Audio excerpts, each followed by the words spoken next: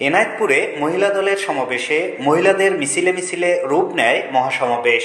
তথ্য ভিডিওচিত্রে সিরাজগঞ্জ থেকে আমাদের প্রতিনিধি রেজাউল করিম।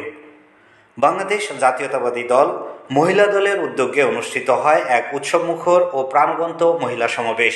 শনিবার 6 ডিসেম্বর বিকেলে খামারগ্রাম ডিগ্রি কলেজ মাঠে অনুষ্ঠিত এক সমাবেশকে ঘিরে পুরো মাঠ জুড়ে তৈরি হয় নারী ভোটারদের ঢল। উচ্ছ্বাস ও উৎসবমুখর পরিবেশে দূর দূরান্ত থেকে আসা হাজারো নারী কর্মী সমর্থকদের উপস্থিতিতে সমাবেশটি রূপ নেয় এক মহাসমাবেশে। সমাবেশে সভাপতিত্ব করেন সিরাজগঞ্জ জেলা বিএনপির উপদেষ্টা মোহাম্মদ সাইদুল ইসলাম।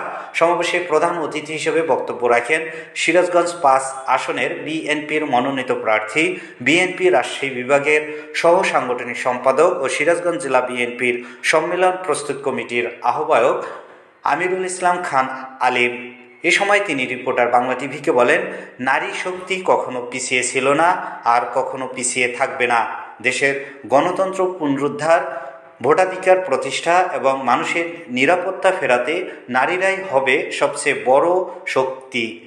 ধানের শীষের প্রতীককে আন্দোলন ও আশার প্রতীক উল্লেখ করে তিনি আরও বলেন, নবীন প্রবীণ মিলেমিশে ভোট দিবে ধানের শীষে।